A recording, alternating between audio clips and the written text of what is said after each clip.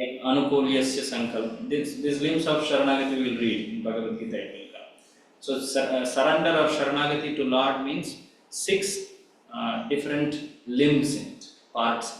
So each of them are been described by Bhaktivinoda Thakur in one also. So what we are studying in Ishopanishad is the first one, not exactly first one, to know that Lord is the maintainer. Hare Krishna. Yes, audible. Hare Krishna. Audible. So that is being described here. We will refer back to this song while studying the purport. And we will start with Mangalacharan. Om Ajnana Timirandhasya Jnananjana Shalakaya Chakshuramniditam Yena Tasmai Shri Gurave Namaha Shri Chaitanya Manobhishram Sthapitam Yena Bhutale Swayam Rupa Kadamahyam Dadati Swapadantikam Vandeham Shri Guru Shri Yuta Padakamadam Shri Gurun Vaishnavamscha Shri Rupam Sagrajatam Sahagana Raghunathanvitam Tam Sajivam Sadvaitam Sadhutam Parijana Sahitam Krishna Chaitanya Devam Shri Radha Krishna Padam Sahagana Lalita Shri Vishakhanvitamscha Namah Om Vishnu Padaya Krishna Prishtaya Bhutale Shrimate Bhakti Vedanta Swami Niti Namine Namaste Saraswate Deve Gauravani Pracharine Nirvishesha Shunyavadi Paschatya Deshatarine Namo Mahavadanyaya Krishna Prema Pradayate Krishnaya Krishna Chaitanya Namne Gauravvishe Namaha He Krishna Karuna Sindhu Dinabandhu Jagatpate Gopesha Gopika Kanta Radha Kanta Namostute Tapta Kanchana Gaurangi Radhe Vrindavaneshwari Vrishabhanusute Devi Pranamami Hari Priye Vancha Kalpatarubhyascha Kripa Sindhubhya Evacha Patitanam Pavanebhyo Vaishnavebhyo Namo Namaha Jaya Shri Krishna Chaitanya Prabhu Nityananda Shri Advaita Gadadhar Shri Vasadi Gaura Bhakta Vrinda Hare Krishna Krishna Krishna Hare Hare Hare Rama Rama Rama Hare Hare Mukam Karoti Vachalam Pangum Nandite Girim Yatkrapatamam Mande Shri Gurum Dinatarinam. Let's quickly recite those shlokas for recitation. We have covered both of them in fact. Om Purnamada Purnamidam Purnat Purnam Gacchate Purnasya Purnamadaya Purnameva Vashishyate Ishawasyamidam Sarvam Yatkincha Jagatyam Jagat Tena Yaktena Punjita So far we have learned the introduction, and then we saw the invocation, the Purnamadaha Purnamidam verse. Last time we completed this understanding how one can attain completeness by connecting back to the whole, to the body. That example was seen. You may remember this example of that example, and of course the example of the hand and arm. This one. This is most important to remember in this words. The hand is compared to the individual jiva. The body is Lord. The hand has meaning as long as it is connected, getting nourished, and it is serving the body. Right? Similarly, the jivas, they find meaning, satisfaction only when they are connected and they are nourished by the Lord and they are serving the Lord. That's how we understand the completeness. And then we went to Ishavasya shloka, the first shloka, on whose shloka's strength only the name of the Upanishad has come with. So this Upanishad is part of which Veda? Yajurveda. Correct. Yajurveda.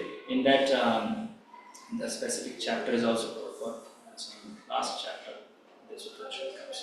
Shukla Yajurveda. That's the specific division of Yajurveda. So in this Tattva, Ishavasya Tattva, there are 3 very distinct limbs. We should know them and their importance. Missing any one of them doesn't make the complete principle. The first one is to know that everything whether living, non-living, whether moving, non-moving, everything is owned, controlled by Supreme Person called Isha. The shloka says Isha. It doesn't say the exact direct name. Second one is how, okay, after knowing that everything is owned by the Lord, how we should act in this world. We should act to accept only that which is given by that Supreme Person. That is second. That's called quota. Just set aside as a third one is do not accept into others, take over others, because that is kept for someone else by the same Supreme Isha. So then we started understanding the purport. Let's quickly open that purport.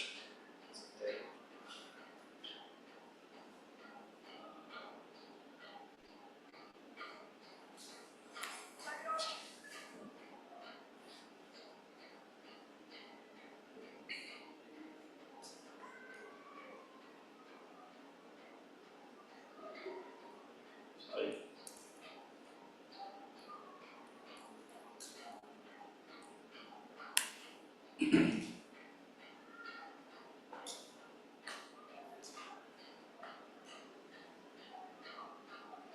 Yes. So we had last time were discussing about this capitalists, communists. That's where we had started. So let's quickly review this. What all we saw in this particular purport. In the beginning, Prabhupada describes that first of all, it is in the Upanishads that we know this world is owned by the Lord. The Upanishad, if you see exactly the word it says, Prabhupada says, this Upanishad contains information concerning the proprietorship of all things existing within the universe. Just like any property, you see, someone says that, oh, this is owned by this person. There are some documents like Pahani, or some municipal corporation documents, right? On that says, okay, this is owned by this person. At this point, this was sold. Now it is into this person's. So where it is told that this world is wholly owned by the Supreme Lord, in Upanishads. So that's why Prabhupada specifically mentions this statement. Before coming to this, he also has told about the Pramana, Shabda Pramana, Apaurusheya, meaning of the Shabda Pramana. That is, it has come from not a person of this world. That's why it's called Apaurusheya Shabda Pramana. In the Shabda Pramana, there are two categories. Paurusheya Shabda Praman and Apaurusheya Shabda. What is the difference? Apaurusheya means by the Lord himself. Paurusheya means actually Apaurusheya means it is compared directly to the Supreme Lord. Supreme Lord has given that particular. And Paurusheya means some ordinary mundane person. Yeah. Someone of this world who is called Purusha. Apaurusheya means someone not of this world. The origin is not from any person of this world. Apaurusheya, as I described. So then Vedas are called as Apaurusheya because they are coming from the Supreme Person. Shabda Praman is used in day-to-day activities. But the Vedas are also Shabda Pramana but of Apaurusheya nature. That's to be understood. Then why it has to be accepted? Because four defects one has, all that description we check that.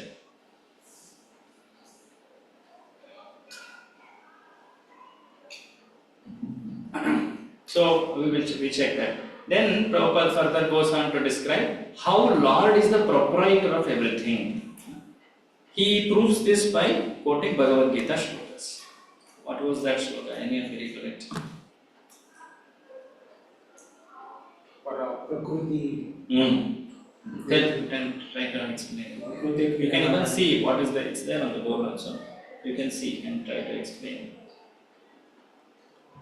In Bhagavad Gita, Krishna says 24 elements. Out of those, five or six are the main, and those come from the Lord, and that is the reason that the whole universe is coming from the Lord. Yeah. So Lord says in Bhagavad Gita that the material energy called Bhinna Prakriti is His energy, He says. भिन्ना में, ये मेरा है, Krishna. The me word Sanskrit means mine. It's my energy. And then next shloka he says, so भिन्ना prakriti means what? The 8 elements: earth, water, fire, ether, mind, and sea. इसी को expand करके 24 elements कहा जाता है. The 24 elements we saw earlier.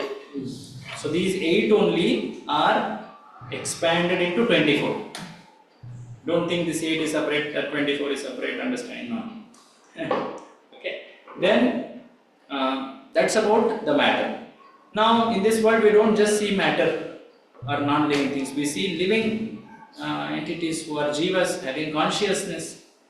And Krishna says even they are my energy. In the next shloka he says that, Jiva Bhuta Mahabaho. He says that Apareyam Itasvanyam Prakriti Vidhimam Jiva Bhuta Mahabaho Yedam Dharyate Jagat. So he tells beyond this, above this is Jiva Shakti, and that is also my energy. Krishna told that matter is his energy and Jivas are his energy. So what is left in this world? There's nothing. So Prabhupada says this. If can you read, Prabhupada? The elements of nature. The elements of nature, earth, water, fire, air, ether, mind, intelligence, and ego, all belong to Lord's inferior material energy, Apara Prakriti. Whereas the living beings, the organic energy, is his pure superior energy, Para Prakriti. Both of these Prakritis or energies are emanations from the Lord, and ultimately he is the control of everything that exists. There is nothing in this. There is nothing in the universe that does not belong to either the Para or the Apara Prakriti. Therefore, everything is the property of the Supreme Being. So, Apara means? Apara means non-living. Material. Apara. Para means spiritual. Apara means opposite. It is material. So, you remember these definitions. Okay. This is a question in your question bank. Usually, I ask questions of those which are there in question bank so that you get it exactly as there is no confusion. And those which are not there, I just mention and take it. But nonetheless, everything is important to understand the meaning of Prabhupada. So then, if everything is owned by Lord, then usually we should also see the owner. This objection is put. So for that, how it was answered?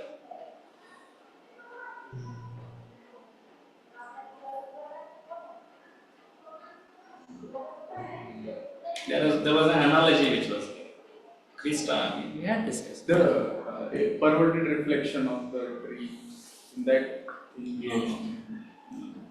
This is about a lamp or a fire. If it's a dark room, when a lamp or a fire is burned, then it emanates and it dissipates the energy throughout the whole room. Yes. It lights it. So, what is the source of energy? The source is Lamp. The fire, that actual what we see as the Jyoti. तो वो एक जगह पे है. ऐसे ही everything, source of everything is Supreme Lord who is in spiritual world. वो वहाँ पे है. ये always draw these parallels. And from that Jyoti what comes, which spreads across? Light and heat. Not just light, heat also is produced.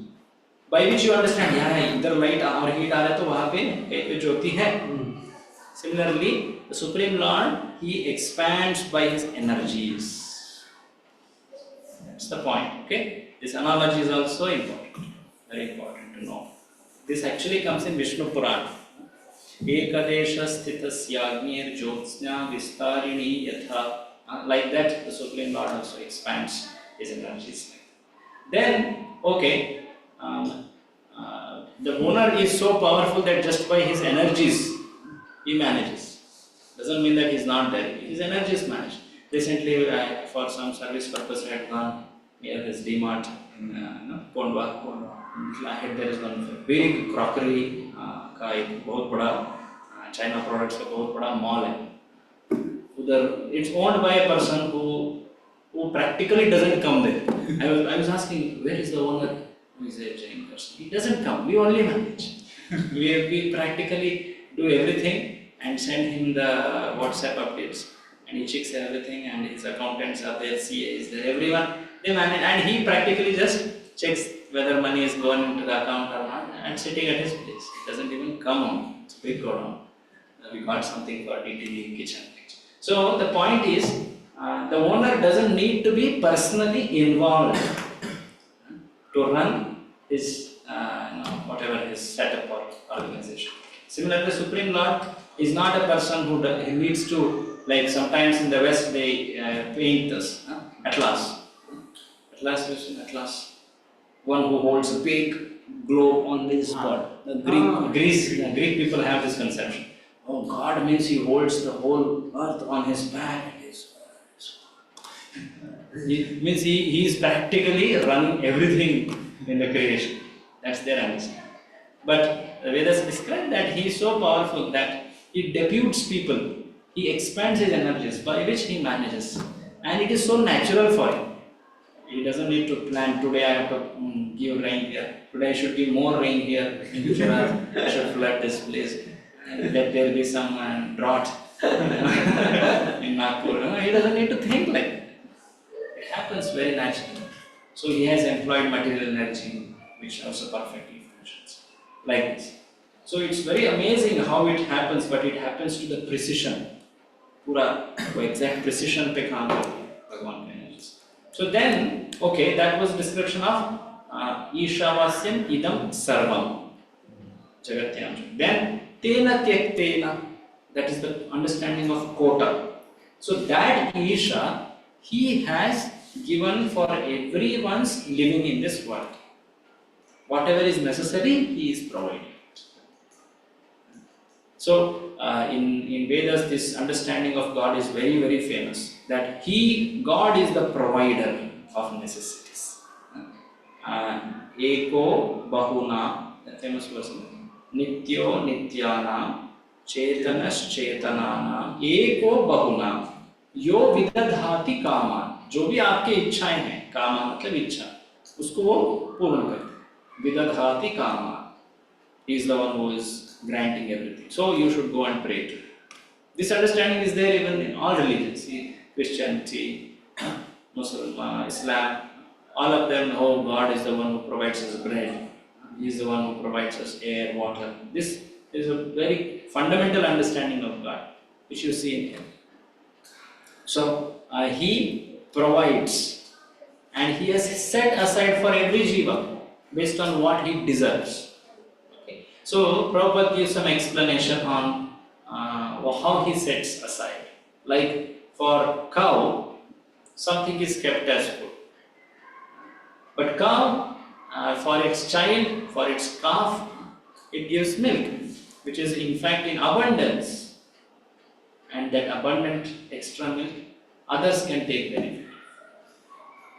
Similarly, a man even doesn't realize what he needs to provide for his dependents. Like a mother, she doesn't even need to consciously think, oh, now my child is going to be born, I should give milk.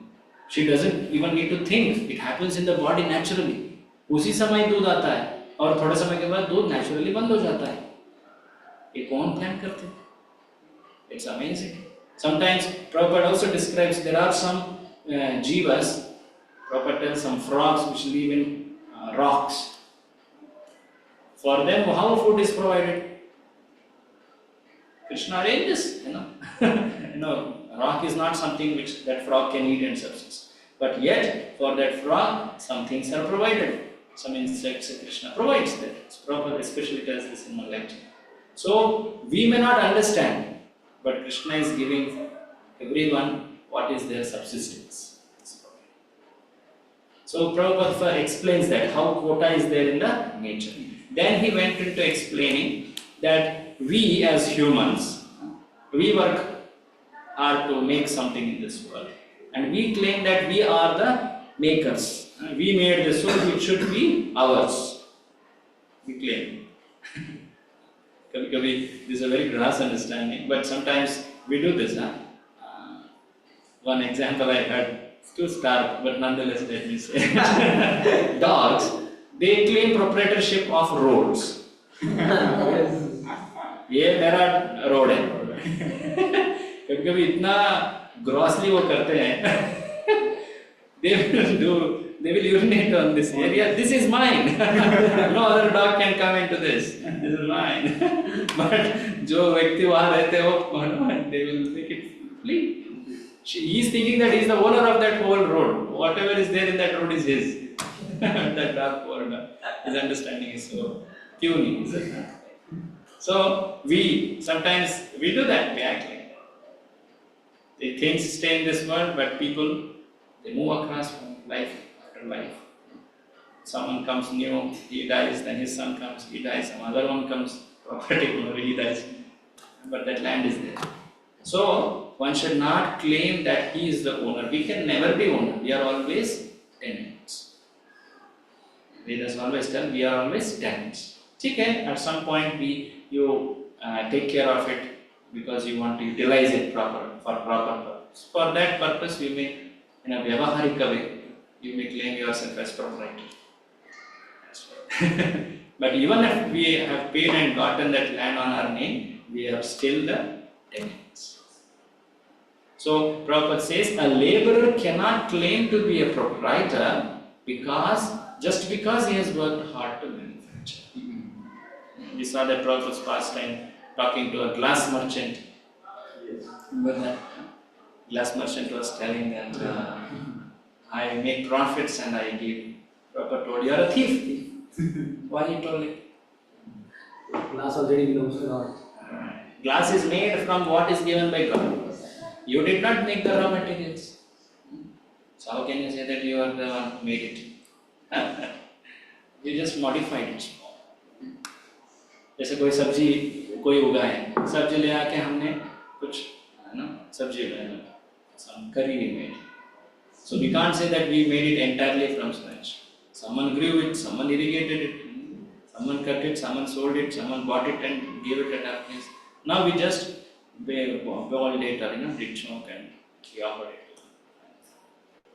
So then there was an important discussion on how this vision is important in maintaining a peaceful society. Usually people, they follow various very noble ways to live. They propose what is called capitalism, communism, which say that everyone is given an equal opportunity. Who makes the best use of the opportunity, they grow. That's capitalism.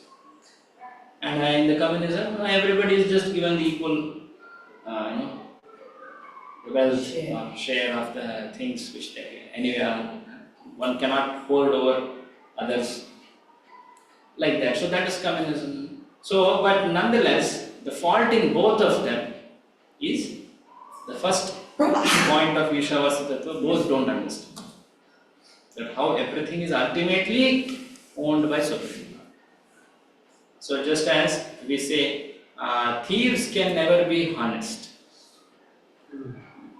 This is not being shared. It's not Shared shared. PPT. Oh, it's not. Sorry. Now it's getting shared. Yeah. So, a society of thieves cannot claim to be honest. Honesty among thieves, ये गलत है, बात ही गलत है ना? It's an absurd thing. Thieves, you stole and then upon that you say honest, you should be honest. Similarly, first of all understand who is the actual owner. Prabhupada always brings this point in conversing with many thinkers. And then you understand how to use it. Take permission from that person and use it. So, capitalists and communists, Prabhupada finally he concludes here. Can we read this again, Prabhupada? Capitalists cannot curb the communists. The capitalists cannot curb the communists simply by political maneuvering, nor can the communists defeat the capitalists simply by fighting for stolen bread. If they do not recognize the proprietorship of the supreme personality of Godhead, all the property they claim to be their own is stolen. It is stolen. So basically, it is all stolen property. So understand that you have stolen it, rightfully use that property, then you can be happy or peaceful.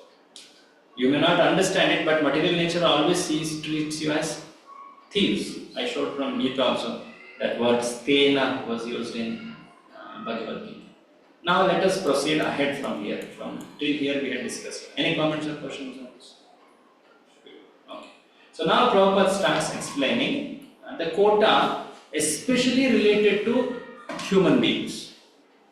After a jiva gets human body, some things are expected out of a human. He should understand this human body means ये तो करना चाहिए. क्या है पहला चीज? First of all, he should not be harming other animals for his food. Prabhupada will say that. Read it. Human beings. The human beings are not meant to quarrel like cats and dogs. They must be intelligent enough to realize the importance and aim of human life. The Vedic literature is meant for humanity and not for cats and dogs. Cats and dogs can kill other animals for food without incurring sin. But if a man kills an animal for the satisfaction of his uncontrolled taste buds, he is responsible for breaking the laws of nature. Consequently, he must be punished. So, human beings have two very important things as quota for. First thing is vegetarianism. Prabhupada will talk about the things which will below now. And second one is Vedic literature. These are the quotas for humans. Literature. Vedic literature. You see here, Vedic literature is meant for humanity. It means that it's their quota is this. You can't expect cats and dogs, Prabhupada says, to sit in a lecture and hear. Little below he says why? Because the humans are given better facility. So they are expected to act also in responsible way. If one is given more facility, what is expected is he will use it responsibly. If one doesn't know how to use it, facilities are not given. Yes. So Prabhupada will tell that. Read it like standard. The standard of living for human beings cannot be applied to animals. The tiger does not eat rice and wheat or drink cow's milk because he has been given food in the shape of animal flesh. Among the many animals and birds, some are vegetarian and others are carnivores, but none of them transgress the laws of nature, which have been ordained by the will of the Lord. Animals, birds, reptiles, and other lower life forms strictly adhere to the laws of nature. Therefore, there is no question of sin for them. Nor are the Vedic instructions meant for them. Human life alone is a life of responsibility. So in human life alone, there are rules of karma. The laws of karma act for humans only. Because they are given privilege to understand Vedic literature, they are also applicable under law of karma. In fact, in this specific, how do you say that, Bhumandala, this middle planetary system, this is the place where karma applies, not in the other realms. So, at this place, this is called karma bhumi. It means karma is very active. And in this place, if there are animals, that karma is not applicable on them because animals act out of instinct. You can't tell them you act different from your nature. But humans, they can. If you train them properly, they can act. That's the special ability of humans. But after a certain time, actually, their natures become little rigid. But they can be trained. If one's intelligence is explained properly, if one has gotten that determination to follow, he can change the way of his life, which he was earlier. Get it? So this actually is a special ability for humans. So Prabhupada says, human life alone is a life of responsibility. Do not say that animals are eating, why are you telling me only to eat vegetarian? No, animals can't be changed in their nature. Like tiger, it can't eat vegetarian food. Similarly, cow, it can't be forced against its nature. But humans, they can. If they use it wrongly, that's happened actually. They used it wrongly. So they started preying on animals. That was against their nature, due to which they had to incur sins. ये choice जो है जिसके कारण वो reactions भी उनको आते हैं. There is a freedom and associated reaction, which is in human life. So Prabhupada further says, that's why one should recognize the laws of nature, understand it from Vedic principles, Vedic scriptures. Now, does this mean that okay, humans become vegetarian? That's nice, that's fine. No, it's not sufficient.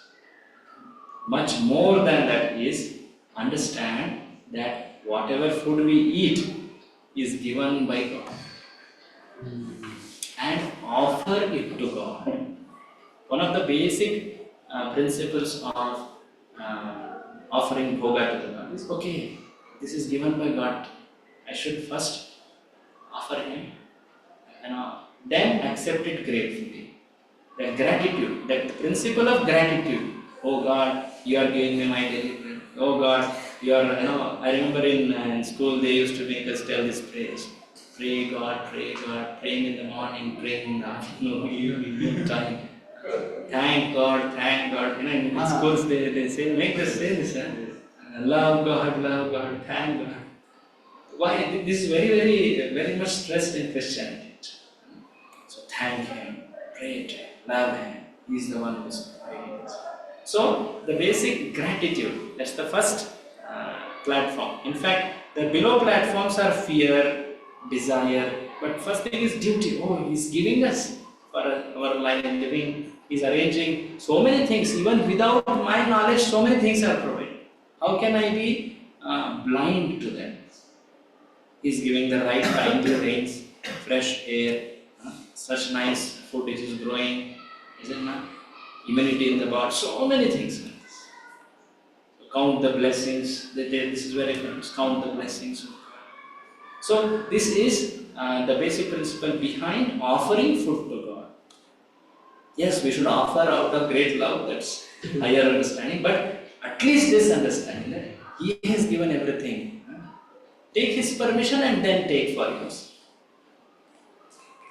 So Prabhupada will explain that. So the point is there is vegetarianism, but beyond that is spiritual. That is recognizing God as provider. It is wrong. It is wrong, however, to think that simply by becoming a vegetarian one can avoid transgressing the laws of nature. Vegetables also have life, and while it is nature's law that one living being is made to feed on another, for human being the point is to recognize the supreme law. Sometimes we say human beings should eat vegetarianism because that doesn't involve violence. Sometimes reasoning is told like this. But yeah, that's right. There is a lot of violence in the other type of food, non-vegetarian or meat. One has to practically end the life of that entity. But the nature in this world is every living being, he subsists on another living being. आपने वो ecology में पढ़ा होगा, food chain में ecological pyramid बनाते थे. Grass होता है, ग्रास हॉपर होता है, बहुत कुछ फ्रॉग होता है, स्नेक होता है, ईगल होता है. अच्छा है concept, but point is every jiva is always dependent on other jiva. So humans, they are dependent on the plant vegetation. That's how the body is also made. See, it is not that because Vedas tell it, that's the only reason. In fact, those who don't even accept Vedas can also be shown how we should eat vegetarian. Biologically, you can show it. You can show that biologically.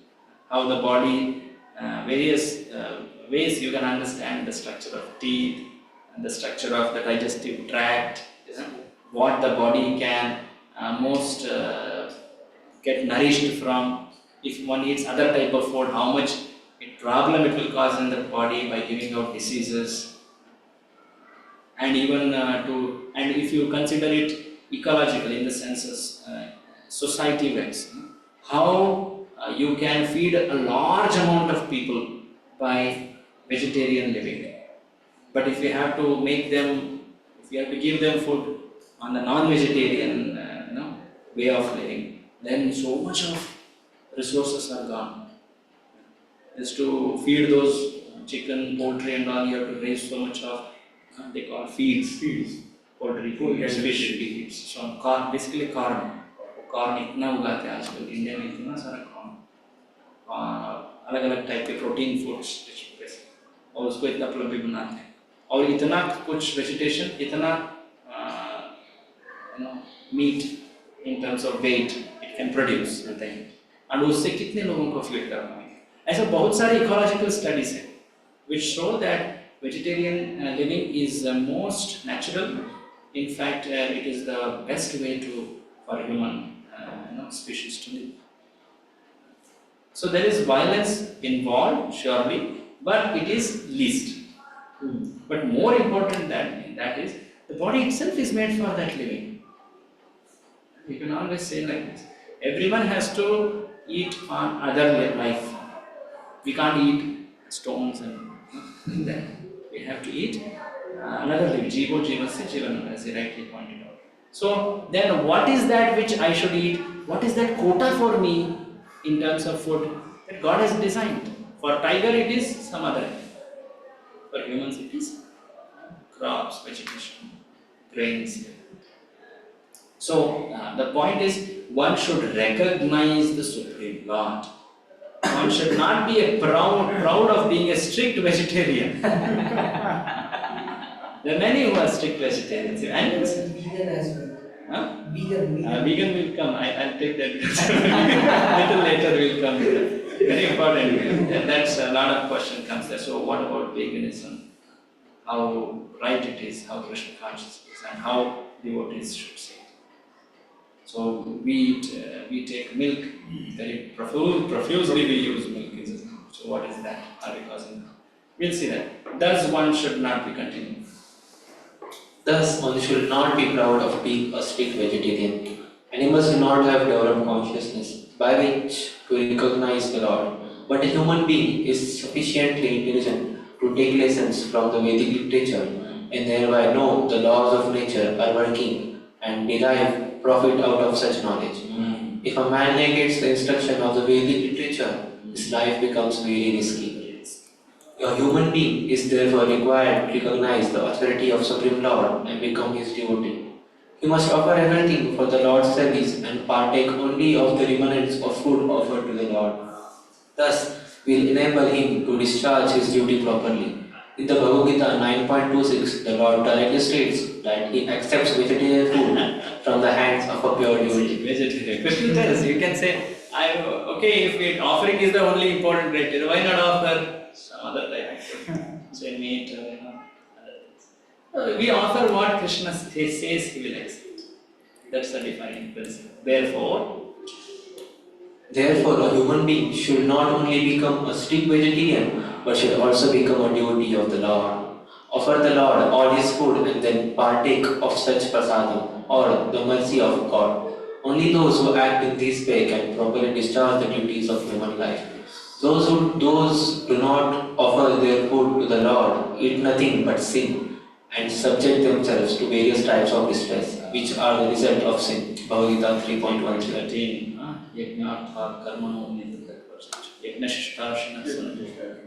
So this food being offered first to God, this is there in other religious traditions.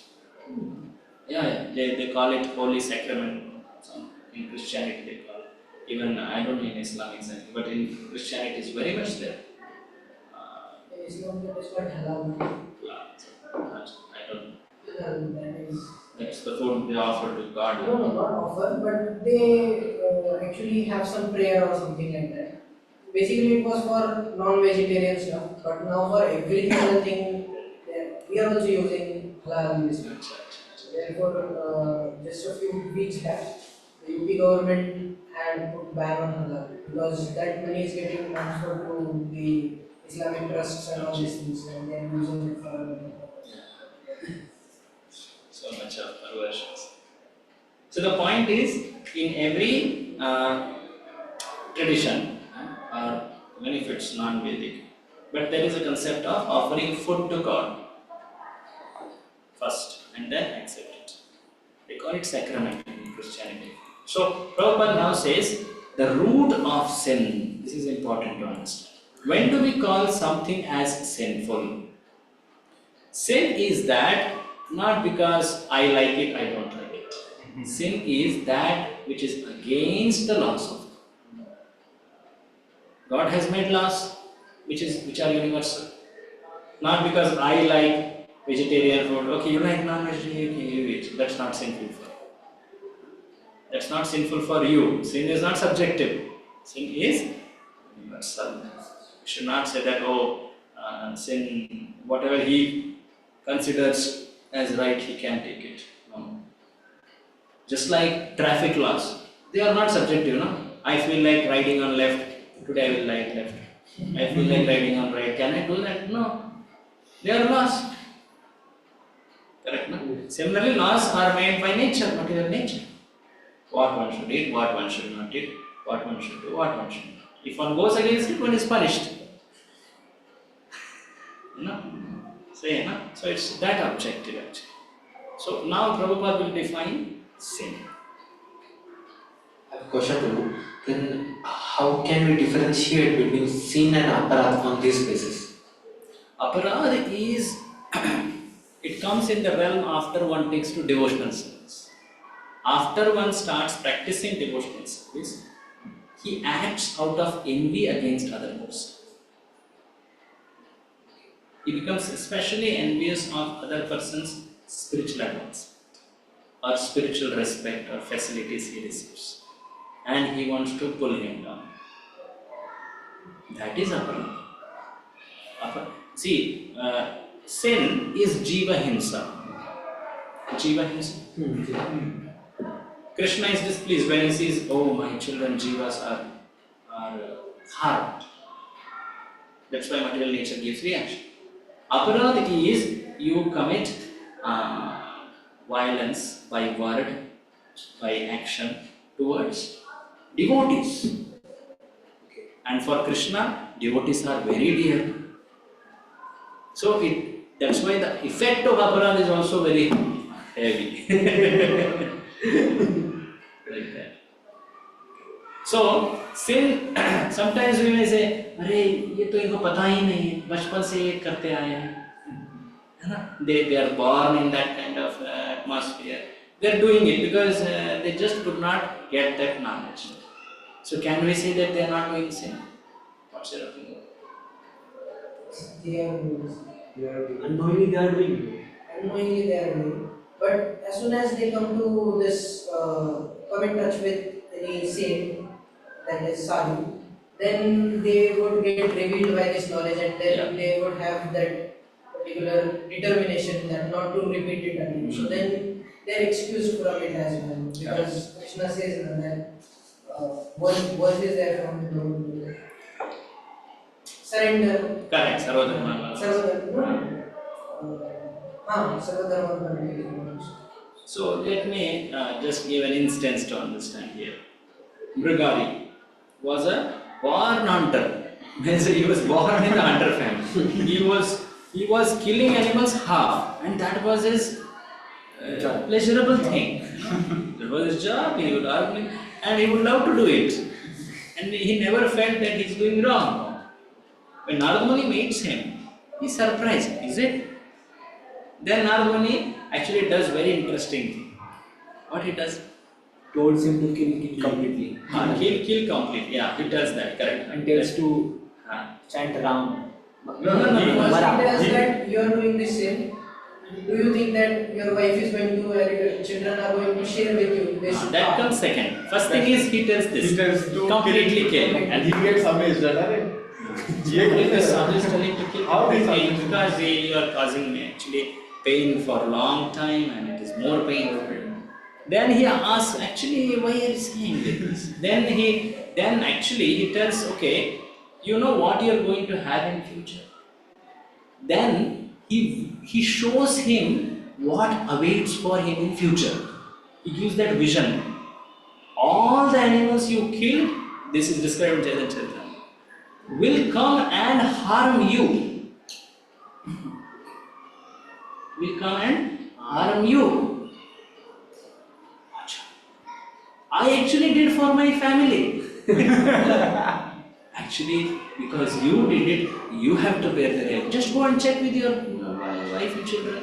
Will they take that reaction? That's when he goes. And they say, Are, you did it, you bear it. Of course, they also get the reaction because they subsist on it. 1/6 of some calculation is there.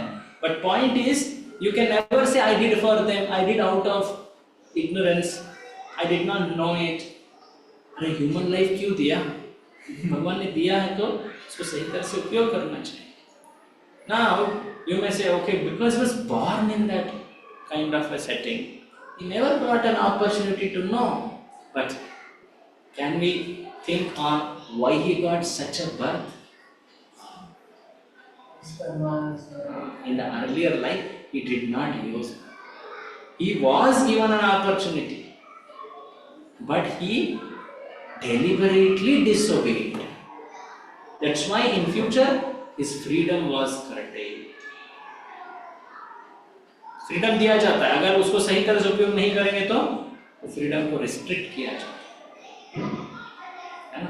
जैसे example दिया जाता है कि आपने ये देखा है oil grinding का वो ये होता है ना, कच्ची खाने का जो भी रहता है ना, वो भैल घूमता रहता है सब, बीच में वो ऑयल सीड्स डालते हैं, कैस्टर सीड्स, उसको पीसता रहता है मशीन्स.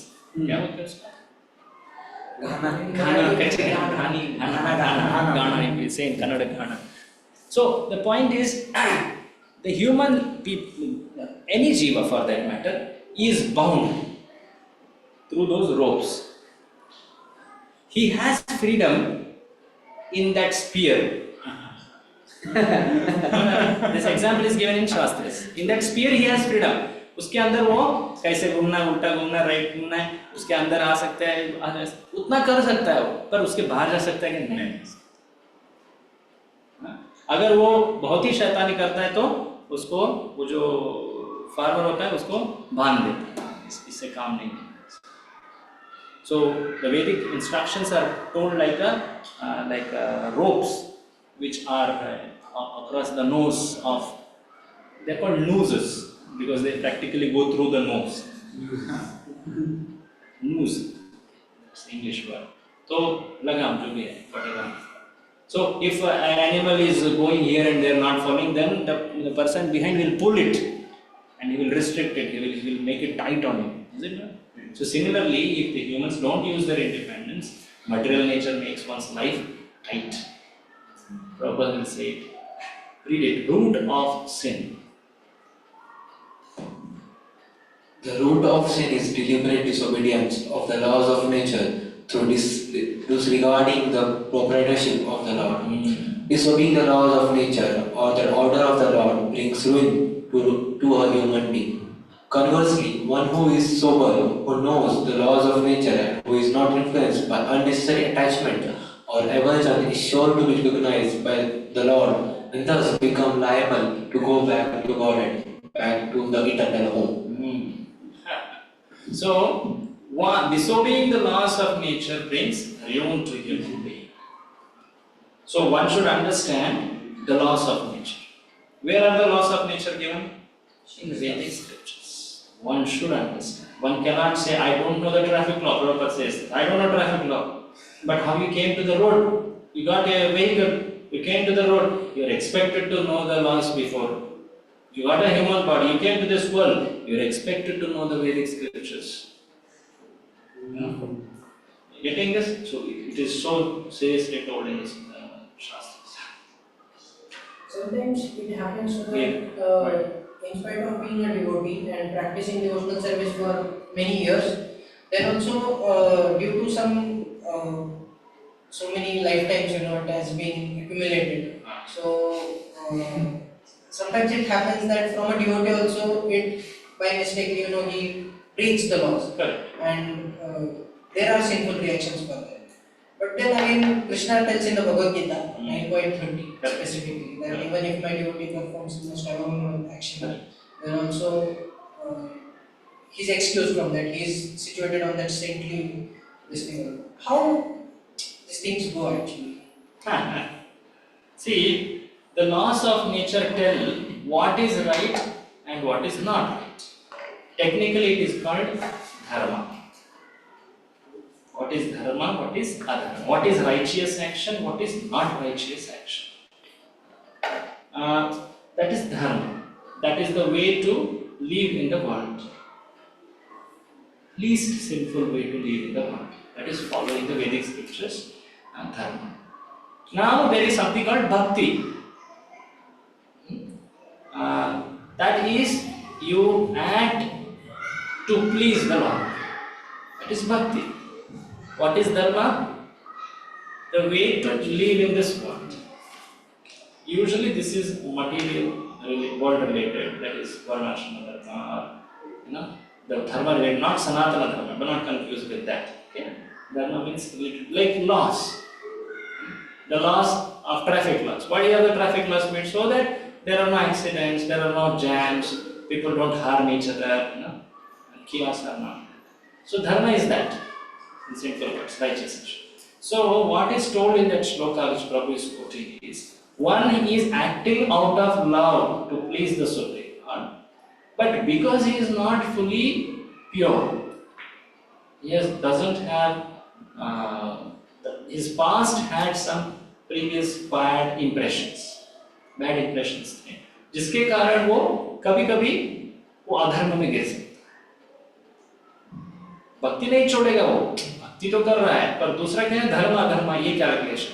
इसलिए वो श्लोक कैसे बोलते हैं, वो अपिचेत सुदुराचार। दुराचार मतलब क्या है? अधर्म करके। Can you explain again too?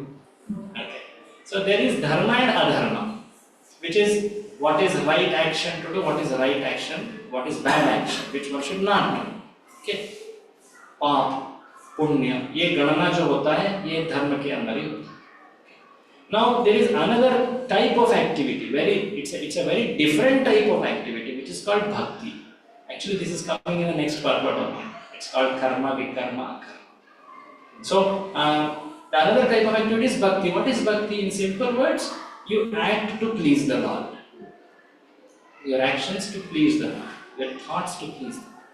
So he is doing this bhakti. He is very firmly fixed in this. He is following it.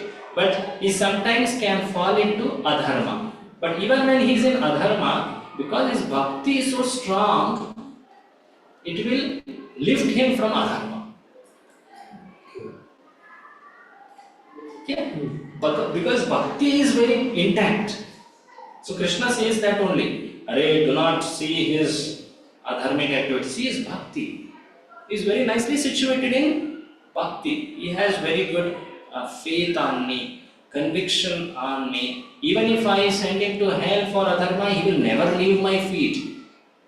That is bhakti. Getting it? And because he has that kind of conviction, Krishna next shloka says, Kshipram bhavati dharmatma. See the word dharma comes there. He tells, अरे अधर्म जो भी कर रहा है ना, वो तुरंत थोड़े समय में धर्म बन जाए.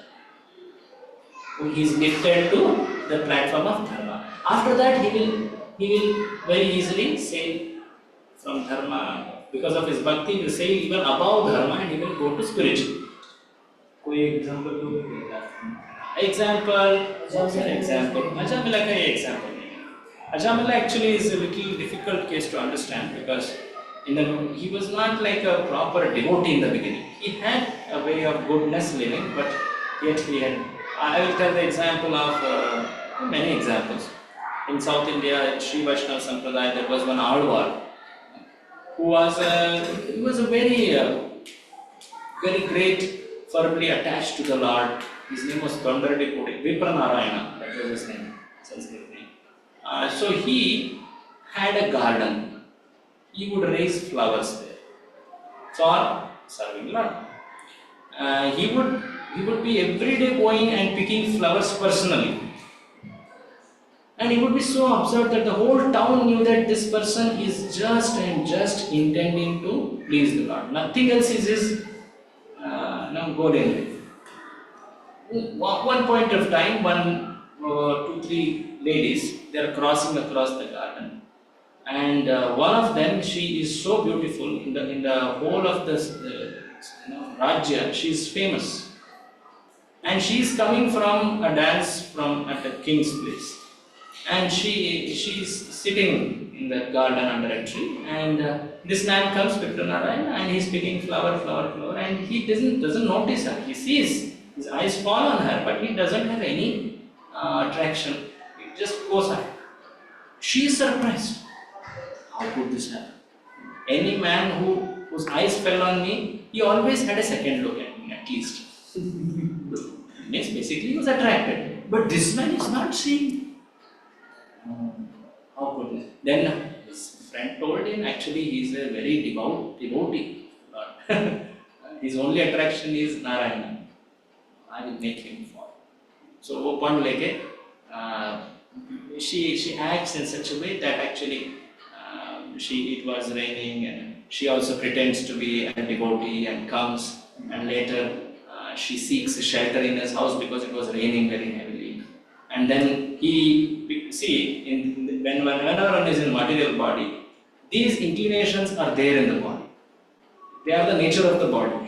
Krishna says that's why that till the time you leave this material body, always be cautious. He says it in Bhagavad Gita. There is a shloka. Prak Sharira Vimokshana, 5th chapter. He says that till Prak Sharira Vimokshana, till then one should be tolerating the senses, conscious. Sodhum, tolerate, the word is used. So then because the material body is there, you see, though his faith is so fixed, but the body can act differently. So he becomes attracted to her to the extent that he becomes in fact mad after her. And she, because she had come on a challenge, she shows to everyone, just say I defeated. And then she enters into her place. And he becomes mad. In Vaikuntha, Lord is thinking, what happened to this man? Lakshmi is telling, you do something for her. Actually, I am always caring for her. And then Lakshmi ji leads him, and Lord does some very interesting pastime around him. Suddenly, I am not remembering the exact instance. He was waiting in the outer porch of that prostitute's house, seeking attention. She was inside.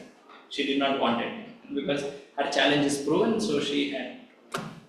Then at that time, the king's soldiers they come because they understand that this person is inside there. Actually, before that, what happens is suddenly one of the ornaments in the temple is lost.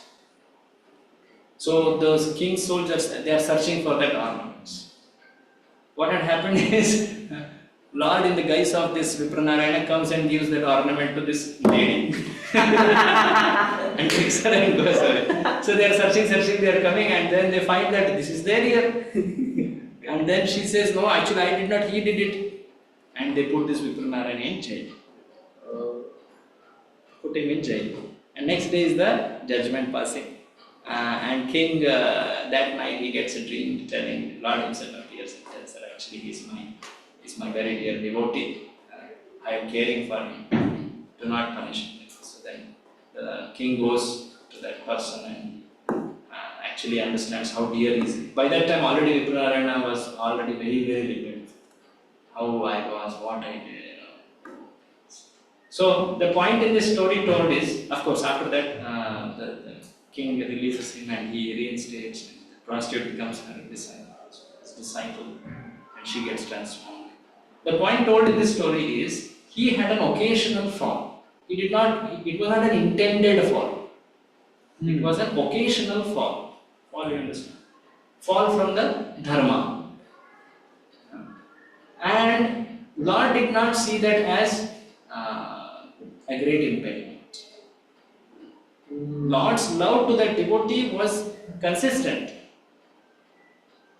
That's shown in that shloka only. Even if my devotee happens to commit an abominable activity in that shloka, it's told, still he should be considered a sadhu. Krishna is sadhu eva samantavya. Like that. So the sin, what we are talking here is sin. Even if occasionally a devotee does, because Lord is taking care of that devotee, that sin will not have a negative effect. What negative effect? Usually, when a person commits sin, he will fall into a situation in which his freedom is restricted. I told you that freedom. He is born in a situation where he cannot understand what is right. So, and slowly, his freedom is restricted, and he will not have access to the knowledge because he misuses the freedom. That is the effect of negative effect of sin, and he will become more and more absorbed in that sinful lifestyle. वो एक vicious cycle हो जाता है. That's the effect of sin. But for a devotee, even if he occasionally falls into sin, it will be till the time Lord wants to teach a lesson. After that, he is again situated at that place. He will not have that negative effect. This is described in Bhakti Shastri. How did we come here? Sin. Okay, sin. Even if a devotee happens to come to sin, that is the question. So there is a difference between bhakti and dharma considerations. This will come more detailedly in Bhagavad Gita. There, that context will explain. But here, what are we seeing? In general, while living in this world, we should always know the laws of nature, which are told in the scriptures. If you go against the laws of nature, that is sin. Sin is nothing but disobeying the laws of nature. And when does sin apply? Only on humans. Humans are expected to know the scriptures. If they don't know, that means they are deliberately disobeying. So that's the important statement. Please remember this. Root of sin is deliberate disobedience of the laws of nature through disregarding the proprietorship. Basically, disobeying laws of nature means आप किनका है ये समझते नहीं हो, इन्होंने दिया ये समझते नहीं, and you act against it. That's the essential nature of sin. So what did we see in this whole of mantra? Let's see that quickly, the whole purport in a nutshell. So in the beginning we saw about Shabda Praman, the glory of Vedic knowledge, how the Lord is proprietor of everything. We saw that also. How is the Lord proprietor?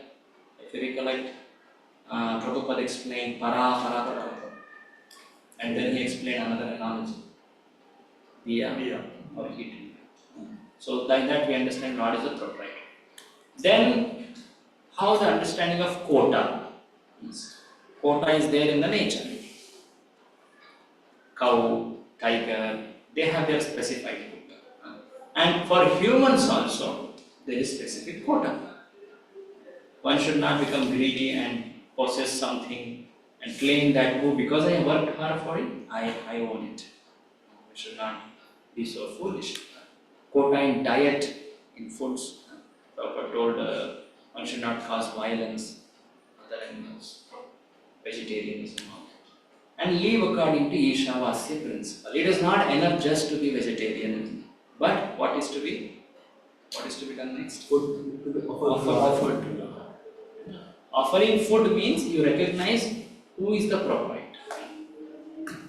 Offering food means you know, okay, actually the food is given by him. I should at least show little respect by offering and accept it, his permission gratefully. That is the living according to Ishvara. Then we lastly saw the whole this thing about root of sin. vegan के बारे में आपको Vegan. Good. So veganism, yes, please explain what is veganism. How it is different from vegetarianism. Veganism means Yeah, anything which is coming through the animal that is to be avoided. For example, milk is coming from cow, so it is not to be. Paneer उसी दूध से बनता है तो वो नहीं खाना चाहिए. Like this. Curd Any as byproducts of milk. So byproducts of milk. So नहीं. what is the what's the Whatever. philosophy behind? I don't know the philosophy, bro, but they are saying like that कि हम लोग मतलब we are Yeah, actually animals harming the was- animals. That is what they say. नहीं ये नहीं करना चाहिए. This is to, you know, you are trying It's to to establish your supremacy protests over are very, very inhuman. You know, see, the famous statement is, you know, if only slaughterhouses had glass walls, no one would be non-vegetarian because it's kept so much out of our view. कितना कुछ violence चलता है. The production of all those things is done very on a very bad There was way. a revolution called Pink Revolution. There was Green Revolution, that is you produce a lot of food. But Pink Revolution, it is nothing but meat production. Like revolution बना दिया. ऐसा mass scale का इतना high amount में animal killing. Earlier also there was non-vegetarianism in Vedic times. Those who really wanted, they were given that concession, what type of animal, when to eat, how much to eat. There was some restriction on it. But if you really want to take, take. But इतना बड़ा proportion में और उसको ही standard or fashionable or advanced या upbeat समझ आ रहा है? ये बोल के project करना. Trend. हाँ. Trend. Otherwise you are inferior. ऐसे बोल. The very word is only like that. You say non-veg, but non-veg. You should call it meat. Don't say meat. We don't eat meat. We eat non-veg. Non-veg मतलब ये घास नहीं है कुछ अलग. There's a difference between that as well. Non-veg and meat. The word itself is so carefully coined. So it is very, very. So the philosophy, what I understand, because I heard, if you want to understand more on this, there is a very nice podcast with His Holiness Bhakti Shastri Swami Maharaj explaining veganism. Chaitanya and Bhakti Shastri Maharaj. You can hear it more detail. What it essentially says is that vegans consider that animals are harmed when we take animal source foods. They don't even have a leather, have products, coats, fur, anything which is related to harming animals, their byproducts. When milk, milk. So milk, you devotees take milk. This is not. So it is good in the sense that it projects one should not commit violence to animals, but they don't still understand that any type of living in this world has some killing involved. Has some killing involved. Yes. Plants, trees. Even the vegetarians are also harming. Oh no, the sense of pain in them is less. And we are only taking byproducts. Yeah, that's right. We are not taking. But yet there is some pain, no? They are also life forms. We are also harming them. But the kind of violence and pain inflicted on animals is too heavy on the other side. We accept that. But the complete understanding is, unless you offer it to Krishna, it will not be sinful. At the same time, Krishna doesn't say you offer meat. So we don't offer meat. We offer vegetarian. Like that. So when they say milk, when they say about other than milk, say other products which devotees use, curd or things like that, or honey, they don't even use honey. Many things like that. So it is offered in profusion. We use it because Krishna like milk and Krishna like butter. So there is in West what they have made is that they project that we follow veganism. There is good overlap between vegetarianism and veganism in this section. So they project it. And for those items, say milk and all, if they don't appreciate it, that is not presented to them because right now they don't have faith on those instructions of Vedic literature. Okay. Get it? So veganism, they say even vegan Prasad. They can ask me. Vedas में है क्या veganism? हाँ It's a material concept. It's basically an incomplete understanding of Vedic truth. Krishna used to drink milk every day. So actually to say, I can see this argument we can put as well. no, we can put, but then they say you are promoting cattle and the whole cattle industry, and there could be inhuman treatment of cows. So that's why there are ahimsa cows. There is so much of. It's their understanding. Original taking care of cows was in the most happy way. Cow protection is not just not killing, but to treat them in great compassion and give them happiness. It's told in the Yudhishthira's kingdom, the cow would naturally flow out the milk. In Bhagavatam it is there. So much milk it would flow out. और muddy हो जाता था वो खिचड़ जैसा. Muda payosvini muda, that's the word used. Payosvini. So the point is, when the cows are treated so happily, they give in profusion, and it is meant to take. She is giving out of great love for Krishna in Vrindavan. So if they don't have that, because that requires some devotional shraddha, you can't explain it unless they have it. So okay, you accept this one? Yes, we also accept it. Fine. Like that we can understand. So, but yet Vedan philosophy is not complete. We should know that.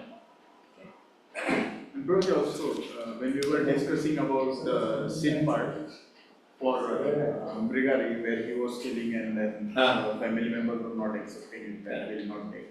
So in that same context, then now when the killing is being done, it's done by some person. Correct. Then people tend to go buy it from him, Correct. they consume it. So more will be. Actually, there is a very clear categorization given. Means 1/6 it is given like that. The one who feeds the animal with an intention to kill it. The one who cuts, or whatever. One who transports, one who sells, one who purchases and brings, one who cooks, one who eats. Like this, there was some category. There is total 6 of them are there. I may be not exact in all this. In the whole chain of transaction, all of them share some sinful reaction. So whatever there. part they play, the same they will get. So. And in today's world, it is so very difficult to act without invariably doing something. I remember there was one devotee, he is now Brahmachari. He was working in an oracle, which is basically database. And he was given a project he was given a very nice project, very well client was there. And he asked, what is this, what is the use of this database? They were using it for something like McDonald's. So, you understand, if one is aiding it, that means one is helping in selling and maintaining and so invariably some reaction will come. इसलिए अभी के समय में there is no profession which doesn't involve some sinful reaction. Prabhupada calls it as ugra karma in Bhagavad Gita. So what can be done? One solution is, okay, you take up only those professions which don't involve. Another is, if there is no other option, then you utilize what you earn in a very responsible manner, offering it to Krishna and seek forgiveness. So then That's the only thing. In fact, that's the last thing one should do.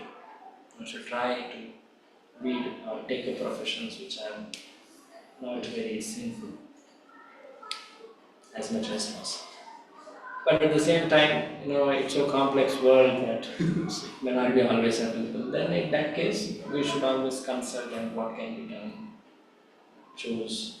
As I told, one should primarily understand that this Lakshmi which I am earning, it's impure. I should offer it first to Krishna. the people who are not thinking or not giving a second thought and doing all these actions of killing and whatever the whole culture is doing. Yeah. So they can be considered under the category that they are restricted from understanding. Right? All those people will be coming under that category. See, in this world, I remember His Holiness Jayadeva Maharaj told, actually there is no person who is innocent and he has become a victim of situation. The laws of nature are always given an opportunity. When he doesn't use, his freedom is restricted. But this is for our understanding. We should not say like this when someone is suffering. Okay. Get it? Yes.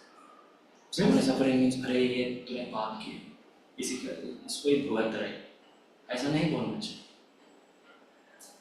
Karma is for understanding what's happening in one's life, and it is always used so that one can do responsible actions for future. One should not see for others' life and for their past. ये बहुत ही गलत उपयोग हो जाता है. अरे तूने ये किया था इसलिए तो ये भुगत है. That will become an very bad use of karma principle, and one can cause great exploitation and harm to others. One should be, Vaishnavas are naturally compassionate. They should show compassion. As devotees, we should also. So for oneself, if something has happened, I understand. I have done something wrong very seriously, and Krishna has reduced it. Now I should act as person. If I do no wrong, I will bear a reaction. Now I have gotten diksha, I should act very responsible. So these are all very, very subtle applications which are. Okay? Let's move to mantra 2. We have half an hour more. Try to do something more. We are only going slow. Usually I cover this time 3 inches. ठीक है, mantra 1, how the flow goes. See, mantra 1 stated Ishavasya principle. Now mantra 2 and mantra 3, they help us understand mantra 1 more better. How it is mantra 2 tells that if you follow mantra 1, what awaits you as benefit. Mantra 3 tells if you don't follow, what do you lose. This is actually very standard way of defining in Shastras. It's called Anvaya Vyatireka. Anvaya मतलब जो अगर आप उसका पालन करोगे तो क्या क्या आप पाओगे benefits. व्यतिरेक मतलब उसका व्यतिरेक मतलब the word itself says विपरीत व्यतिरेक, opposite आप करोगे तो क्या आपको खोना पड़ेगा. Like that. ठीक है, that's the connection. You see, one thing you should learn in Bhakti Shastri, even if you don't get to go in detail discussion, is you should know the flow of the whole scripture.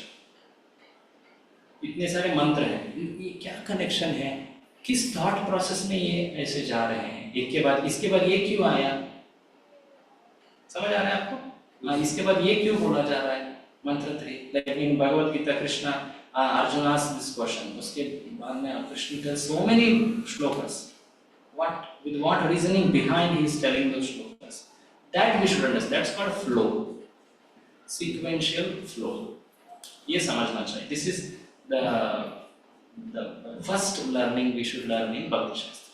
Read any book like Upadeshamrita आपने सीखा, उसमें flow है ना.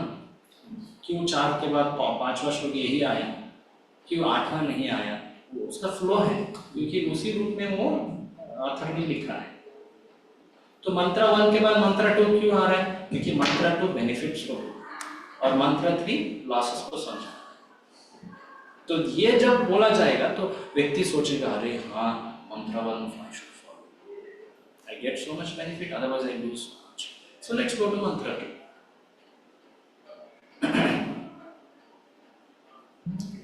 So mantra 2.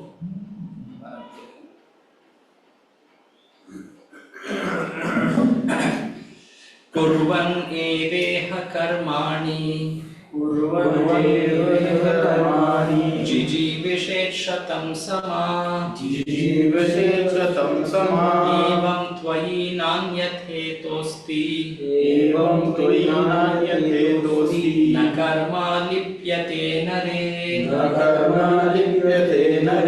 So the literal meaning of this is कुर्वन् एव इह कर्माणि. अगर कोई ऐसे कर्म करता है, if one acts like this means mantra 1 में, that's Ishavasya 3 principle. If one acts like this in this world, means accepting only one's quota, do not taking into others' quota, knowing that everything belongs to Lord. If one acts like this, then what is the thing told? जिजीविषेत् शतं समा. उसको 100 साल जीने का भी अधिकार है.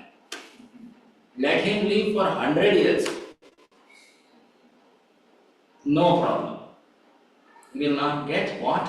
Last story. अगर ऐसे जीता है, then he will not get karma. evam tvai na anyatha asti. If any other way he lives, he will get karma. If he doesn't act in any other way and only in this way, what way? Ishavasi. Then na karma lipyate. Lipyate मतलब आपने सुना है लेप. लेप उस जो word है उससे लिप्यते. लिप्यते is a verb of it. मतलब लगाना, चिपक जाए. तो कर्म आपको आके ऐसे चिपकेगा नहीं जब व्यक्ति ईशावास्य के अनुरूप जीता है. समझा? न कर्म लिप्यते किसको? नरे, नर, ह्यूमन, नर को. क्योंकि Ishavasya expect to be followed by humans. Principle for humans. तो ऐसा क्यों बोला गया? 100 साल इसको अधिकार है, दूसरे कोई जीना नहीं चाहिए? क्या लगता है? वो जिएगा, मतलब ये जो जी रहा है, अगर सब प्रिंसिपल्स को फॉलो करके जी रहा है तो उसको लगेगा ही नहीं कर्म. So he will be able to live it in a proper way. But if someone is not following it, ये चिपक कर वो इसको पूरा वो चिपक से ऐसे बहुत कुछ कष्ट होता है ना, बहुत कुछ सफरिंग आएगा ना, लेकिन नहीं. So the one who lives according to Ishavasya, he will not get sinful reactions. And he can live 100 years, no problem. He will not get sufferings in this world. But if any other way, he will get reactions. Sometimes that blessing is given. I first saw it in Pune only. Jiveta Sharadah Shatam. सुना है? ये शरद पवार को लगाया था उन्होंने. शरद शतम मतलब ये व्यक्ति 100 शरद मास को देखे.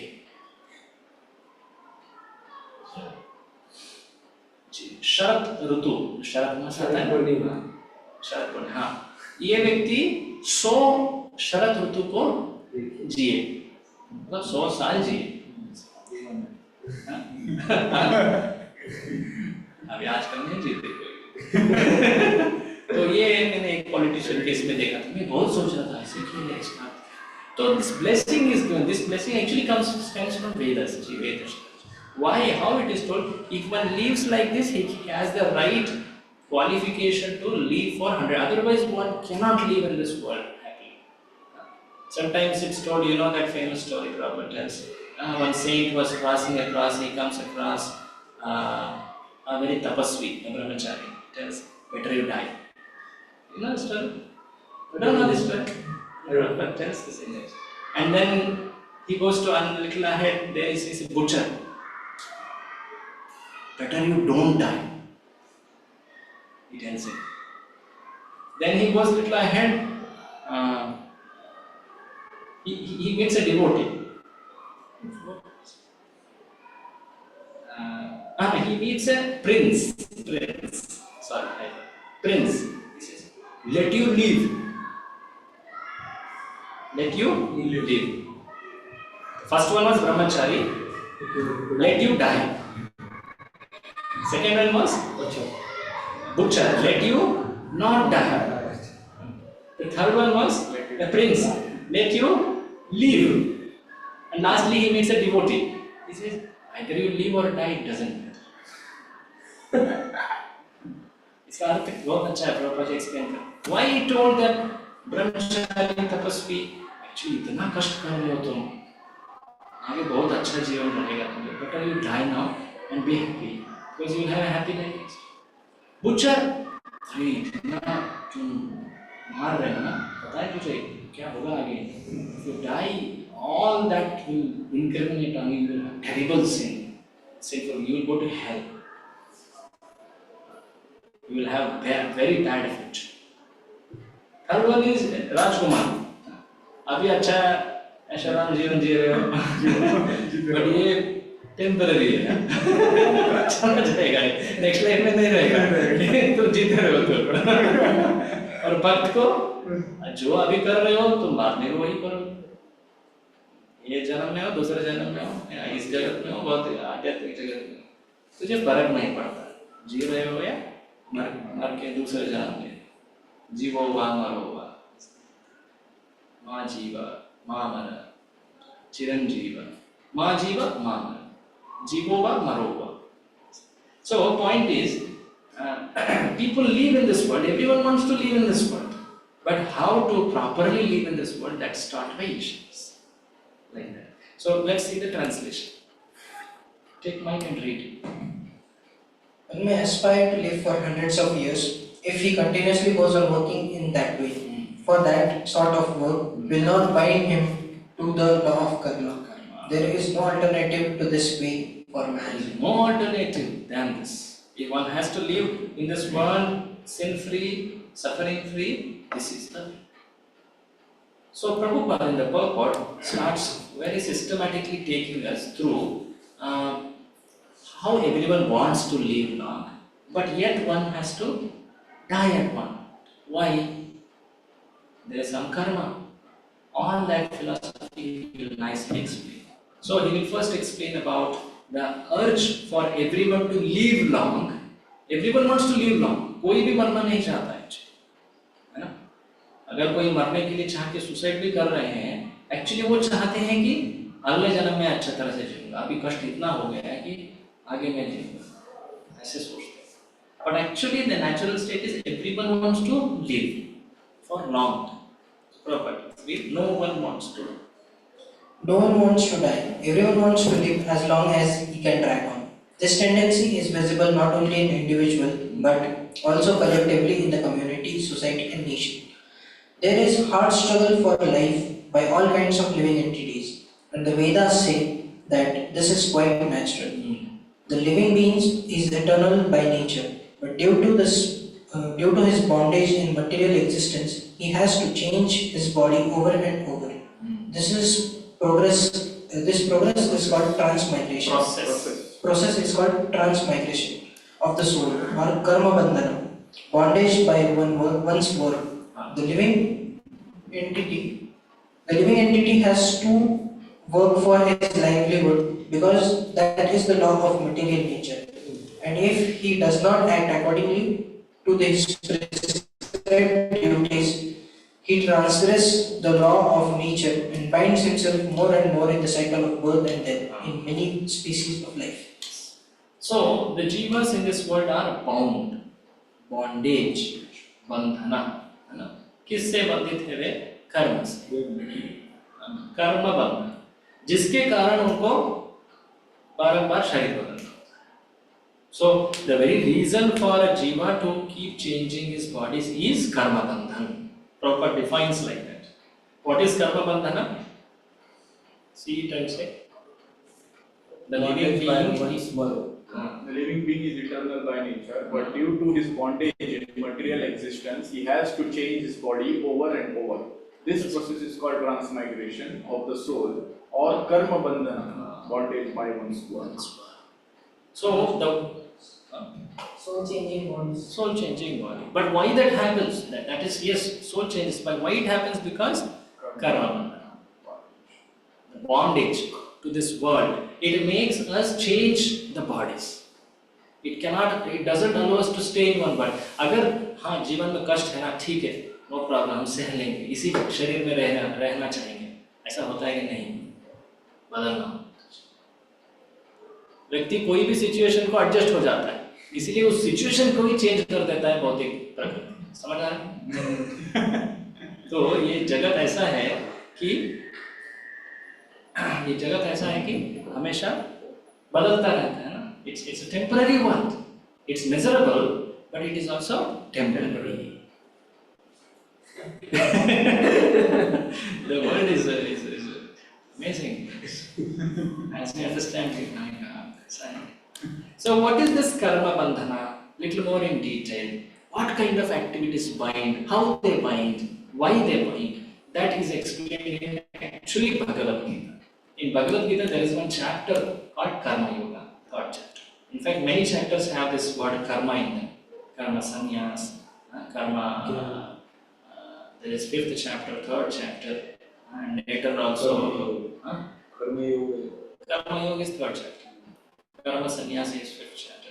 Then sannyasa siddhi, there is one more. Like this, there are many chapters which are related to karma. First 6 chapters are primarily talking about karma. So Krishna talks about different types of karma. Karma, see, when we say karma, what is karma? We use karma in various meanings. One meaning is, अरे तेरा कर्म करो. What is the meaning here? Do your duties. अरे ये तो मेरा कर्म था. हाँ, it's the reaction of my past action. एक था action, एक था reaction. और हमें कर्म के नियम समझना चाहिए. That means it's a system. It's a very system of action and reaction. समझ आ रहा है कर्म का कितना कितना मीनिंग्स. और कृष्ण बोलते हैं कर्मण्येवाधिकारस्ते. Do your duty. There the meaning is given as duty. So karma can have many meanings. Just like atma can have many meanings. So we should know what is the context and understand. So here, first thing is told is karma as activity, as action. Which are the right actions? Which are the not right actions?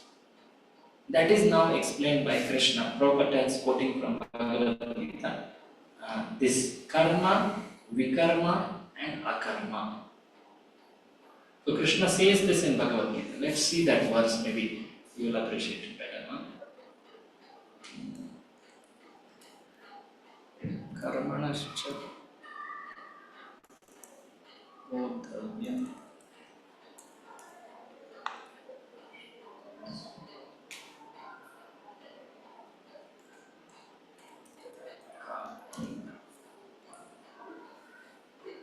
See this.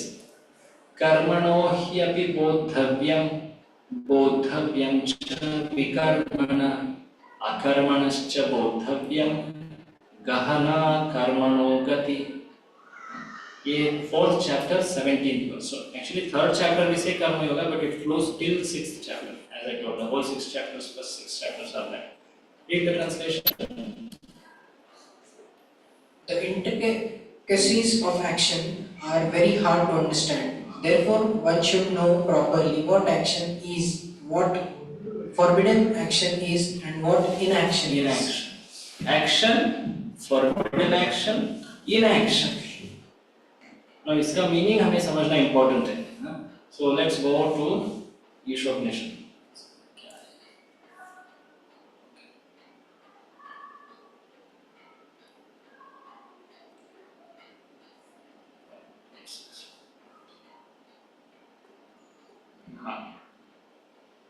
We should go to the document.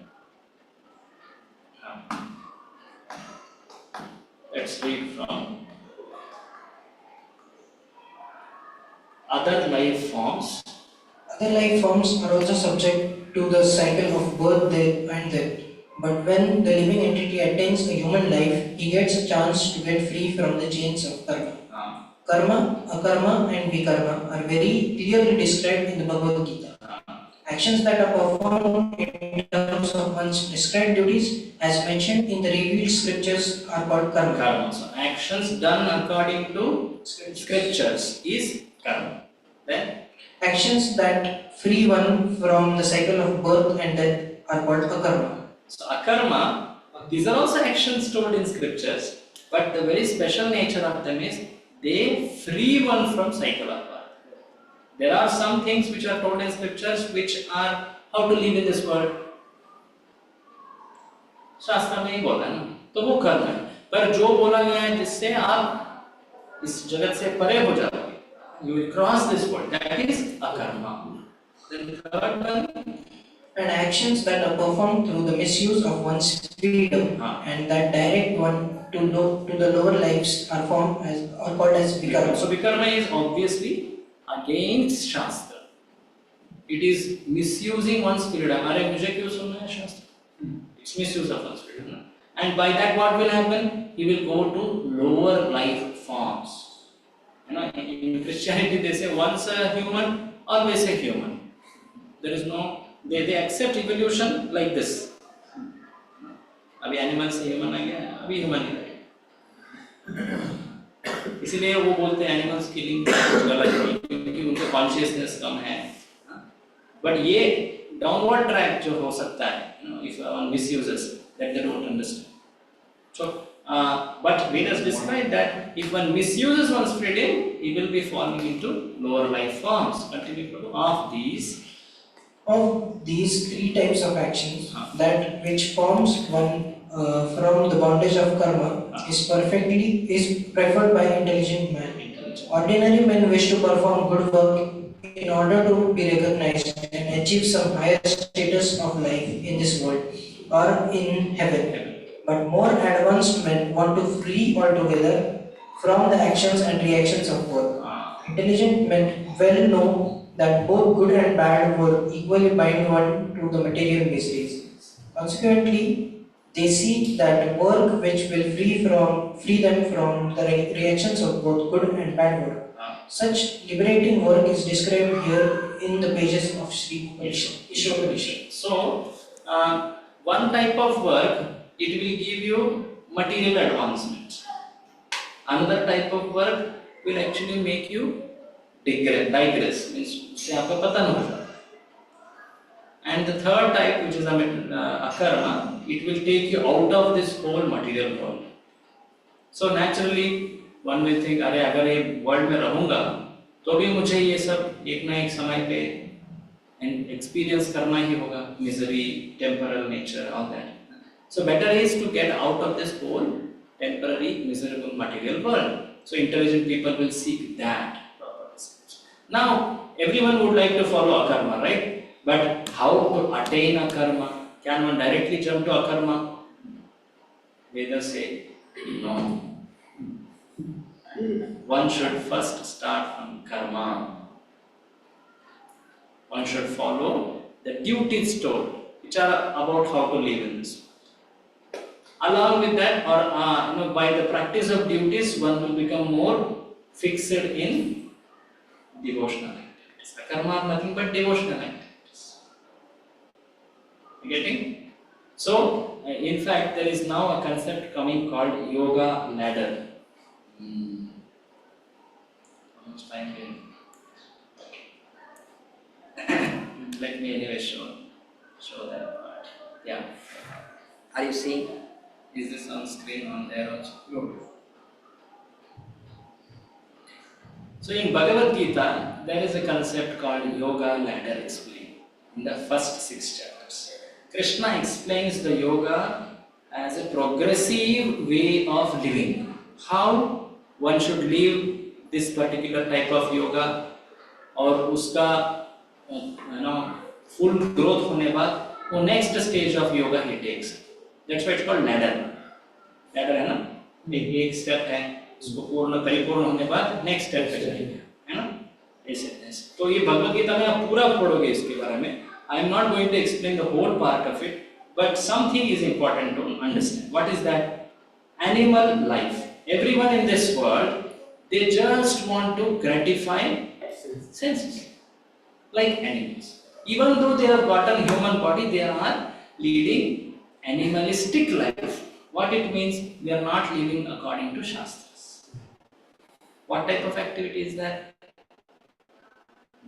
Eating, sleeping. That's right.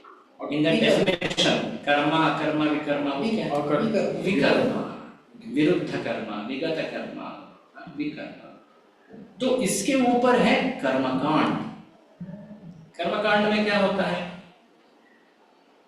कर्मकांड में व्यक्ति शास्त्रों को पालन करता है for his own happiness. His goal is not to get out of the world, but he is following. One good thing is he is following Shastra. Karma, kanda, religious sense gratification. समझ आ रहा है? Religious sense gratification. बहुत है शास्त्र में ऐसा. In fact, Prabhupada says 99% of Vedas is this only. So then the next thing is karma yoga. Yoga कब कहलाता है वो? Because he has started following Shastras. He hears sometime, actually this world is misery. He hears some stories, some past incidents. Some sadhus also speak it. I also experience it. But मैं स्वर्ग जाना चाहता हूँ, इस जगत में ही कुछ होना चाहता हूँ. लगता है एक्चुअली ये जगत ही प्रॉब्लम. मुझे इस जगत से बाहर.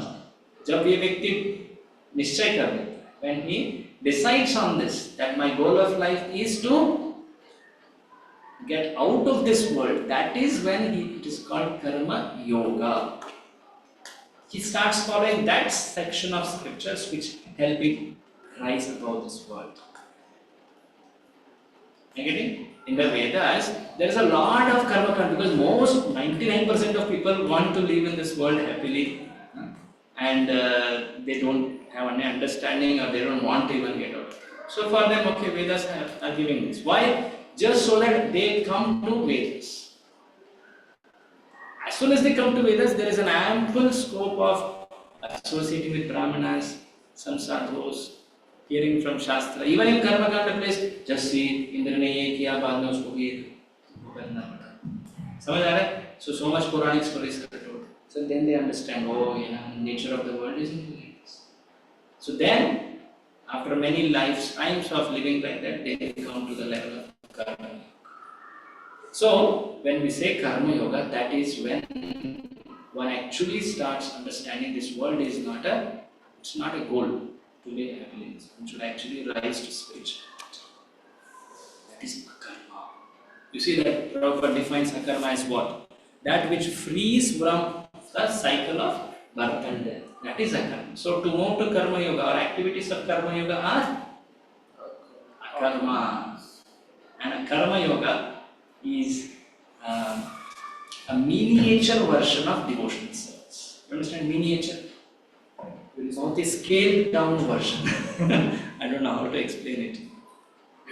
भक्ति योग में बहुत कुछ है और एक छोटा भाग है ये कर्म. कर्म योग में as such there are some defects also, but that's not there in bhakti. But the aspect of aspiring to get out of the world, following shastras, that's there in bhakti. So in that sense, karma yoga is also bhakti yoga. Getting? So ये concept आगे बहुत ही आगे बहुत ही विस्तार में आएगा भगवत गीता में. I will not go beyond this. कर्म योग से ऊपर नहीं जाएंगे, ठीक है? And that will be discussed in Gita. In fact, it will come little later in Ishopanishad. Yes. I will not take further reading. We'll have any questions to discuss. I had a question actually. Most of the times we also have this thought, I mean amongst devotees as well, that our goal is to go home back to Godhead. Correct. And therefore we are doing devotional service. Correct. As if we are doing devotional Correct. service for some favor or our own gains. Yeah. So then how does it differentiate from karma kand and Good question.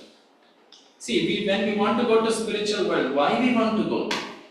To serve. We want to serve Lord purely there. Here actually there is so much of obstructions in service because of the very nature of the world, because of the nature of this material body, all this. So one wants to go to spiritual world to serve Lord purely. There are people who want to go to spiritual world to relax. They are not called devotees.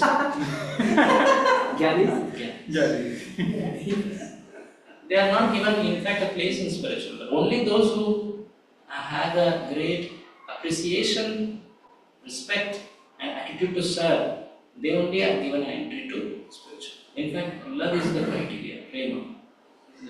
Where they are then? वो आगे आएगा 15वें श्लोक से आगे उनका ही description.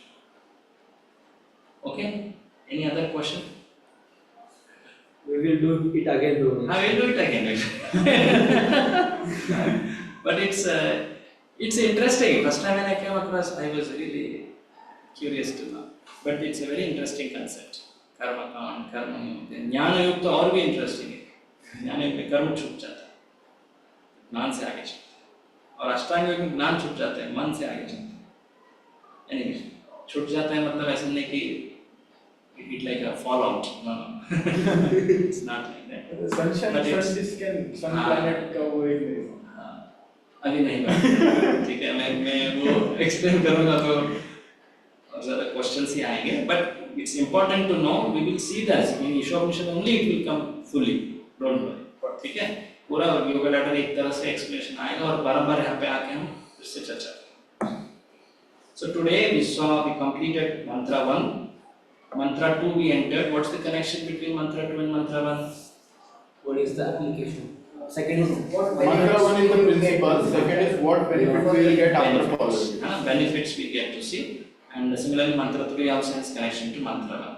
So knowing this, one will become very fixated in following Isharas. So mantra 1 started with telling that only one who lives like this. What's the benefit told? What's the benefit told? Live for hundreds of years. Live for long. Yeah. More importantly, Without getting the no karmic Karmic bondage. No karmic bondage. That's the benefit. उसका explanation proper अभी देंगे. So in the discussion we saw what is karma, akarma, vikarma. What is that? Karma is normal acting. prescribed acting activities. according to According to Vedas. scriptures. Scriptures. शास्त्र के अनुरूप कार्य करना. ना. That's karma. Vikarma is against Vikarma is against the scriptures. Against the scriptures. Activities against is called vikarma. Vikarma. Akarma, Bhakti. Get Bhakti. free from this. activities Birth and free from birth. So akarma is another name for bhakti actually. Gyanis do Gyanis also fall under akarma? Actually, akarma, you see this nishkama karma, you see this word? उधर से ऊपर सब कुछ अकर्मा बोला जाता है technically. तो ऊपर से आ गया ज्ञान योग भी आ गया, अष्टांग योग भी आ गया. टेक्निकली इट्स राइट, बट उसका अगर गलत अंडरस्टैंडिंग आ गया तो वो उससे पतन भी हो सकता है ज्ञानी से. अगर गलत समझ ली भगवान को निराकार समझ ली, निराकार ही परम है, भगवान निराकार से आते हैं, निराकार ही श्रेष्ठ है. If one understands like that, then he actually falls off from that jnana. If Jnani knows that If jnana, usually jnanis, when we say they enter brahmacharya, they know that there is Bhagavan, but their liking is towards nirakar. They know, but they are like Their liking is towards nirakar. Because they have not gained their attraction to Lord, because they have not met devotees, they have not had an audience with Lord. वही था ना चतुष्कुमार कहाँ गए थे? वैकुंठ गए थे, पर वे तब तक वो निराकारवादी थे. जब तक वे भगवान को मिले और वो बोलते हैं ना तुलसी चरण तुलसी को उन्होंने स्मेल किया और वो द्वारपालों का संग दिया उन्होंने वेरी इंटरेस्टिंग वे में उनको शाप दे दिए शाप दे. तो बट पॉइंट इज उसके बाद वे भगवान के प्रति बहुत आकर्षित हो और तब से वो भक्त माने जाते हैं. उसके स्टोरी कहाँ पे आती है? चतुष्कुमार ये भागवत में आता है, श्रीमद् भागवतम में थर्ड कैंटो. हिरण्याक्ष हिरण्यकशिपु अभी जो चल रहा है. हाँ, तो वो then religion, why then it is said that it is next to spiritual that जब कोई एक तरह से बोले तो सही है ना, क्योंकि वो without activity without happiness just staying is boring. but It is against the nature of the jiva. Jiva is anandamaya abhyas. Jiva is searching for happiness. That's against the nature of jiva. then Chatuskumar case is a bit different. चतुष्कुमार को वहाँ पे कृपा मिल गई भगवान की. वो पहले तो वो ज्ञान के कारण वे निराकार पालन कर रहे थे. But then when they are in that form, then they are just they have a body or they are just No, right. They were actually that was happening. They went from material world. No, it's not that they went from spiritual. They went to the spiritual world, but they had gone from here to there. They had that access. They went to the doorway of Vaikuntha. I understood regarding Chatuskumar. I am asking about these others. That when they say that Brahmajyoti, then they also become that Jyoti only and light, or then they have a form yet? Actually, Like it is that. like they have a form. Jiva never loses the form. They have a form, but it is like a sankushita rupa, bija rupa. It's not like a developed senses and all. It's in a bija rupa. They exist there. Just exist. Just exist. And that's the reason. So, यानी हम लीन हो गए, हम ब्रह्मा बन गए. तो ब्रह्मा बन के क्या पाया हमारा? वो भी एक क्वेश्चन है. ब्रह्मा में लीन होकर आपने क्या पाया? शांति पाया. शांति तो बोलेंगे. यस. तो जी मेरा फैमिली है ना वो वारकरी बैकग्राउंड से बिलोंग करता है. तो प्रभु जी कैसे है मतलब कुछ है लोग जिनसे मैंने कभी चर्चा किया हो. तो उनका तत्व आता है प्रभु जी, वो भक्ति विठल भगवान का करते हैं, पर Should I log off? We can. Because I am trying. I'll just answer these two questions. Yes. Hare Krishna, we will meet next Sunday online. On. Vitthal भगवान का क्या होगा? हाँ वो विठल भगवान की भक्ति करते हैं, पर जब फिलोसफी की बात आती है ना, तो वो कहते हैं कि आप हम सब एक हो जाएंगे, मर्ज हो जाएंगे. This is a famous, actually this understanding is there among many times some Vaishnavas also, because of not understanding the tattva properly, not following the basically Acharya's words they have not heard. Many places it's there. Moksha, mukti, yehi hai param. So what is the question next? How do we understand? But they are Vaishnavas, they are following, they are speaking. They are Vaishnavas, but actually with that understanding one cannot go to spiritual. They have to come to the right understanding.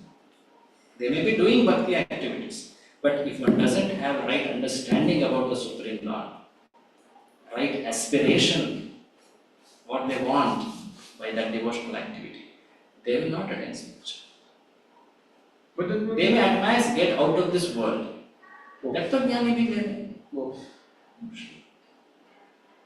But that will not be satisfying. Okay. So that's why it's important that not only we do devotional activities, we know that we understand the tattva, we understand Supreme Lord, Brahman, how to attain, what are the impediments, all that we should know. Siddhanta baliya chitte na karahe all else. Chaitanya Mahaprabhu says, do not be lazy in understanding Siddhanta.